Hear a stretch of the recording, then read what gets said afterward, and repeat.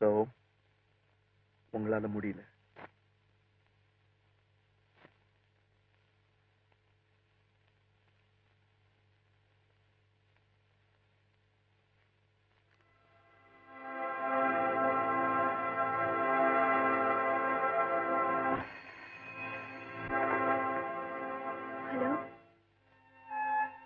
Hello, நான் ராஜாவுடைய அப்பா பேசுறேன். அங்கிளா? என்ன விஷயம் அங்கிள்? சொல்றதுக்கு எனக்கு ரொம்ப கஷ்டமா இருக்குமா. அதே நேரத்துல சொல்லாமலும் இருக்க முடியல. ராஜா ரொம்ப கெட்டு போயிட்டான்னு உனக்கு செய்தி வந்திருக்குமே. உன்னை ஏமாத்துறதுக்கு எனக்கு மனசு இல்லம்மா. அவர் எங்க இருக்காரு? அவருங்கிற மரியாதைக்கு இனிமே அவன் அருகதையானவன் இல்லம்மா. எந்த கடையில குடிக்கிறானோ, எந்த வீட்டுல படுக்கிறானோ, எதையும் யோசிச்சு பார்த்துக்கம்மா. என் புள்ள வாழணுங்கிறதுக்காக உன்னை படுகொழியில தள்ளினேன்னா நான் மனுஷனே இல்லை. தேவி, உன்னையே நீ கொடுக்கறதுக்கு முன்னாடி ராஜா எந்த நிலைமையில இருக்காங்கிறத பார்த்துக்கிட்டு ஒரு முடிவுக்கு வாமா.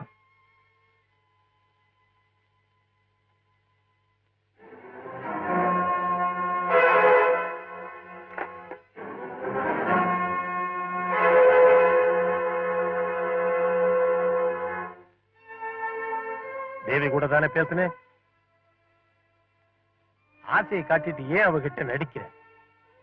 ஏன் அவ உயிரை வாங்குற? பல பேர் உயிர் வாழணுமே, அதுக்கா? என்ன சொல்ற? தேவி என் சிநேகித பிரதாப் காதலிக்கிறாப்பா. அவ தனக்கு இல்லைன்னு தெரிஞ்சதும் தூக்க மாத்திரையை சாப்பிட்டு சாக போயிட்டான். பாவம். மேலும் அவளோட அண்ணனுக்கு தேவிய பிரதாப்புக்கு கல்யாணம் பண்ணி கொடுக்கறதுலதான் இஷ்டம் போல தோணுது. நிலைமை பார்த்தா தேவி நிஜமாவே என்ன காதலிக்கிறாளா இல்லையான்னு கூட சந்தேகமா இருக்கு. எல்லாருக்குமே அரை மனசு. இதுல நான் மட்டும் எப்படிப்பா ஒரு முழு வாழ்க்கையை நடத்த முடியும்? இந்த கல்யாணத்துக்கு ஏன் அவ சம்மதிச்சா? அது அவ பாட்டியோட இஷ்டம். ஏதாவது நிர்பந்தம் பண்ணிருப்பாங்க. தட்டு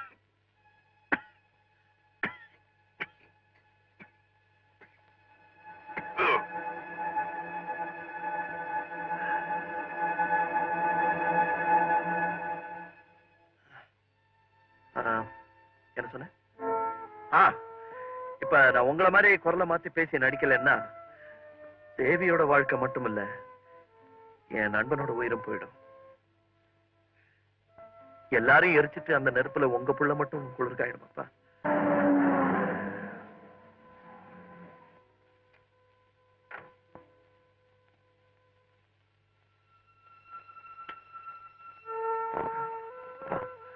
கீழே தேவி வந்திருக்கா.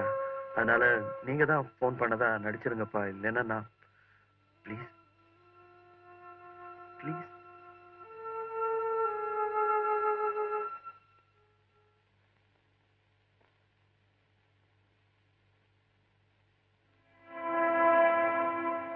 அங்கிள், கொஞ்ச நேரத்துக்கு முன்னாடி நீங்க எனக்கு போன் பண்ணீங்களா? நிச்சயமா நீங்க தான் பேசுனீங்களா அங்கிள்? நான் தான்மா, நானே தான். பின்ன உங்க குரல் மாதிரி தெரியலையே. மனசு நொந்து போனா குரல் மாறத்தானே செய்யும். பேரெடுக்க வேண்டிய பிள்ளை பேரை கெடுத்தான்னா பிறக்கிற அத்தனை பேரும் உலகத்துல புத்தனாக முடியுமா? பொறுமையாலத்தான் சில பேர் கெட்டு போகாம இருக்காங்க. வயசு வசதி இருந்தா கொஞ்ச நாள் ஆட்டம் போட தோணும். புத்தி வந்துட்டா ஆட்டம் தன்னால நின்னுடும் அங்கிள். திருந்திரவனாய் இருந்தா ஏமா இந்த நாடகம்? ஏன் இப்படி மாறிட்டான்? அதுதான் எனக்கும் புரியல அங்கிள். உங்களையும் சேர்த்து எத்தனையோ பேரு என்கிட்ட என்னென்னமோ சொல்லியிருக்காங்க. இருந்தாலும் ராஜா மேல எனக்கு நம்பிக்கை போல. எனக்காக இந்த பொய்ய சொல்லிடுங்கப்பா ப்ளீஸ் ப்ளீஸ். எனக்கு நம்பிக்கை போயிடுச்சு. எப்பவும் குடிக்கிறான், ஆடுறவங்க வீட்டுலதான் குடி இருக்கான்.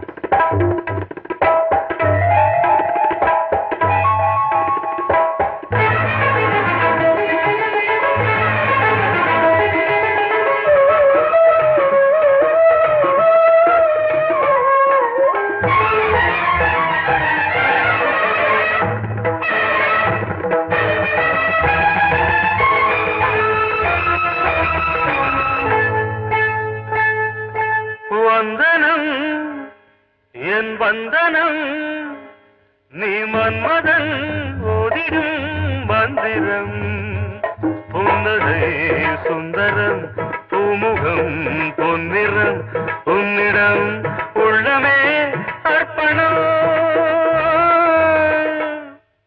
சமர்ப்பணம் வந்தனம் என் வந்தனம்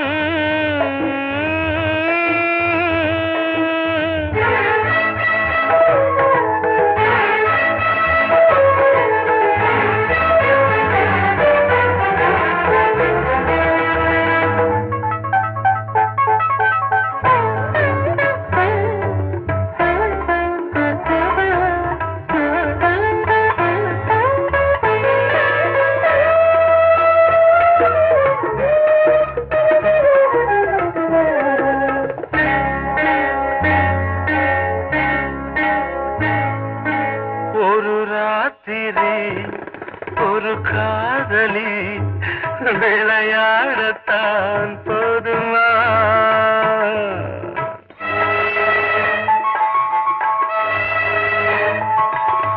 ஒரு சூரியன் பல தாமரை உறவாடினால் பாவமா மனம் ஒரு வந்தினம் தினம் ஒரு பெண்ணிடம் என் வானம் தன்னில் 100 வெண்ணிலா அந்த 100இன் ஒன்று இந்த பெண்ணிலா சாரி வந்தனம் என் வந்தனம் நீ மன்மதன் ஓதிடும் மந்திரம் புன்னகை சுந்தரம் பூமுகம் பொன்னிறம் உன்னிடம் உள்ளமே அர்ப்பணம்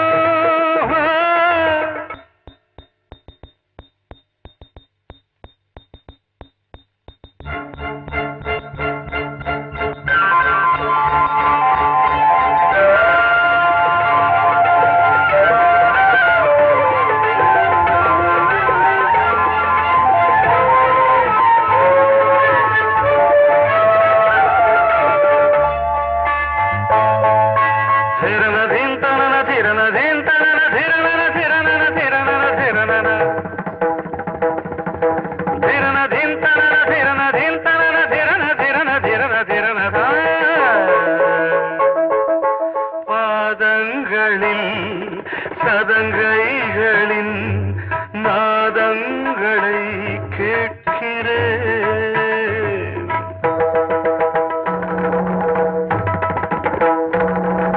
பூப்பந்தல பொன்னூஞ்சல புரியாமல் நான் பார்க்கிறேன் பழைய பால் புளித்தது புதிய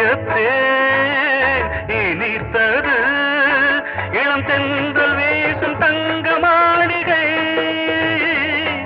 இதில் தங்கி போக என்ன பாடுகை எக்ஸ்ட்ரீம்லி சாரி ஒன் மினிட்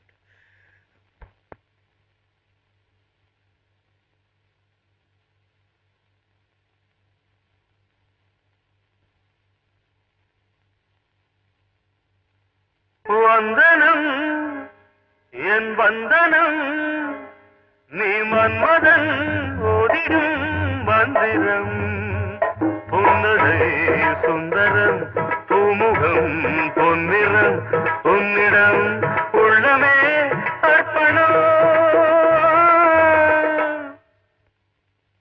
சமர்ப்பணம்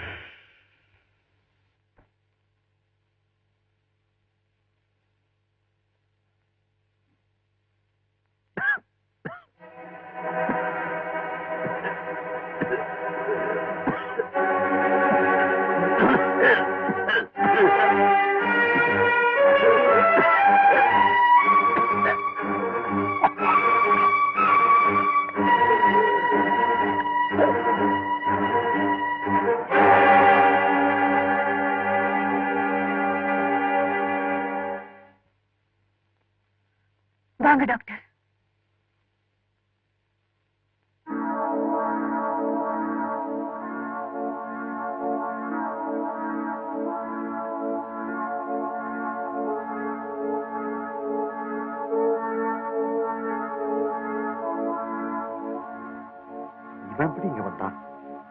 இவர் உங்களுக்கு முன்னாடியே தெரியுமா? நோயாளின்னு எனக்கு தெரியும், ஆனா இவனை பத்தி எனக்கு விவரம் தெரியாது. இவர் உடம்புக்கு என்ன டாக்டர்? கேன்சர். டாக்டர், ஆஸ்பத்திரி படுக்கையில இருக்க வேண்டியவன் உங்க படுக்கையில இருக்கான்னா ரொம்ப ஆச்சரியமா இருக்கு. இல்ல டாக்டர், இதுக்கு முன்னாடி இவர் இங்க வந்ததே இல்ல. முன்னொரு நாள் வந்து யாரோ ஒரு பொண்ணுக்காக ஆடணும்னு சொன்னாரு. அதுக்கப்புறம் இன்னைக்குதான் வந்தாரு. அவரோட ஆட சொன்னாரு, ஆடினேன். என்ன காரணம், எதுக்கு எனக்கு தெரியாது. ஆனா இவரை பத்தி என்னால தப்பாவே நினைக்க முடியல டாக்டர். இவரை பொறுத்த வரைக்கும் நான் வேஷம்தான் போடுறேன். என் தொழிலையோ சம்பாத்தியத்தையோ பாக்குறது இல்ல. நான் சில மருந்துகளை எழுதித்தரேன், கவனமா டைம் கொடுங்க. 2 நாளைக்கு கம்ப்ளீட் ரெஸ்ட் தேவை. டாக்டர், இவர் உயிருக்கு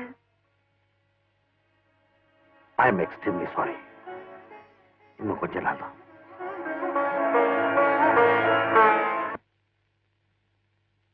என்னங்க, வெளியே போறீங்களா? ஆமா. இந்த நிலைமையிலையா? என் நிலைமை பத்தி உனக்கு என்ன தெரியும்? இங்க தன்னல மறந்து எத்தனையோ பேர் தவறி விழுந்திருக்காங்க. ஆனா நீங்க? நான் என் நினைவையும் மறக்கல, என் நிலையும் மறக்கல, நான் யாருங்கிறதையும் மறக்கல. போறேன். நீங்க போறதுனால உங்க பிரச்சனைகள் போயிடுமா? இந்த பாருமா, இத கடையா நினைச்சு இங்க வரவங்க தான் அம்மா பொண்ணுன்னு கூப்பிடுவாங்க. நீங்க கண்ணியமானவர், என்ன ராதானே கூப்பிடலாம். சொந்த பேரை கூப்பிடுற அளவுக்கு எனக்கு சொந்தம் ஏற்படல. அந்த உரிமையை எடுத்துக்கவும் நான் ஆசைப்படல. ஆசை உங்களுக்கு இல்லாம இருக்கலாம், ஆனா நீங்க என்ன ராதான்னு கூப்பிடணும். அதான் என் ஆசை. எந்த உரிமையில இப்படி அழுத்தமா கேக்குற? இங்க வரவனுங்க எல்லாம் பாவி, அதுல ஒரு புண்ணியவான பாக்குறனே, அதான் காரணம். எனக்கு உங்களை பத்தி எல்லா விஷயமும் தெரியும். என்ன தெரியும்? நீங்க சாவோட போராடிட்டு இருக்க மனுஷன். உனக்கு எப்படி யார் சொன்னாங்க? உங்களை டெஸ்ட் பண்ண டாக்டர். அப்படி எங்க வந்தாரு? நீங்க ரத்தம் கக்கி மயங்கி விழுந்தீங்க, அதனால வந்தார். நீ டாக்டர் வர சொன்னிய? ம். உனக்கு என்ன அவ்வளவு ஆக்குற? ஏன் இருக்க கூடாதா? நான் உடம்பத்தான் விக்கிறேன், மனசு இல்லை. நீங்க நிலத்தட மாதிரி விழுந்த போது டாக்டர் உங்களுக்கு கேன்சர்னு சொன்னார். இந்த நல்ல மனுஷனுக்கு இவ்வளவு பெரிய வியாதியான்னு துடிச்சு போயிட்டேன். தேங்க்யூ ராதா. ஆமா, நீங்க ஏன் இப்படி மாறிட்டீங்க? நம்ம போட்ட நாடகம் வேலை செய்யலையா? அந்த பொண்ணு உங்களை காதலிக்கலையா, இல்ல கல்யாணமே நடக்கலையா? விவரம் எல்லாம் கேட்காத ராதா, நான் வரேன். நீங்க போக கூடாது. நீங்க இங்கே இருந்து ரெஸ்ட் எடுக்கணும்னு டாக்டர் சொல்லியிருக்காரு. வெளியே போனா உயிருக்கு ஆபத்துன்னு சொன்னார? ஆமா. இங்கேயே தங்கிட்டா போற உயிர் தப்பிச்சிருந்தேன். பைத்தியக்காரி, இது கோர்ட்ல இருந்து வந்த வாரண்ட் இல்ல. நான் தப்பிக்க மேல இருந்து வாடான்னு வாரண்ட் வந்திருக்கு. இதுல இருந்து தப்பிக்கவே முடியாது. இது சிங்கத்து வாயில தலையை கொடுத்து சர்க்கஸ் காட்டுற மாதிரி. எல்லா மனுஷனும் சாவு கிட்ட தலையை கொடுத்து சர்க்கஸ் காட்டிக்கிட்டே இருக்கு. என்னைக்கு அது வாய மூடுதோ அன்னைக்கு போயிட வேண்டியதுதான். நான் சாவு கண்டு பயப்படுறேன். இங்க வந்தவங்க எல்லாம் விளக்கு அணைச்சிட்டு என்னோட சுகம் தேட வந்தாங்களே தவிர வாழ்க்கையோட விளக்கத்தை சொன்னதில்லை. என் சதையோட விளையாட வந்தாங்களே தவிர சாவோட கதையை சொன்னதில்லை. கதவு தட்டுற இந்த வீட்டுல மனசு தட்டுற தெய்வமா வந்திருக்கீங்க. இதோ பாருங்க, தயவு செஞ்சு இங்க இருந்து போகாதீங்க. இவ்வளவு ஆசை என் மேல வைக்காத ராதா. நான் போய்கிட்டே இருக்கேன், என்ன போக விடு. எங்கேயாவது போய் நிம்மதியா செத்து போயிடுறேன்.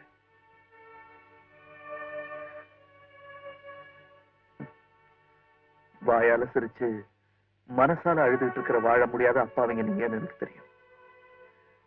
உங்க புடவையை திறந்து பாக்குறவன் கொஞ்சம் ஆத்மாவையும் திறந்து பார்த்தான்னா நிச்சயமா நீங்க எல்லாம் புண்ணியவதிங்கிறது புரியும். ராதா, மறுபடியும் உன்னை சந்திக்கிற பாக்கியம் எனக்கு கிடைச்சா சத்தியமா இந்த கோவிலுக்கு நான் வருவேன்.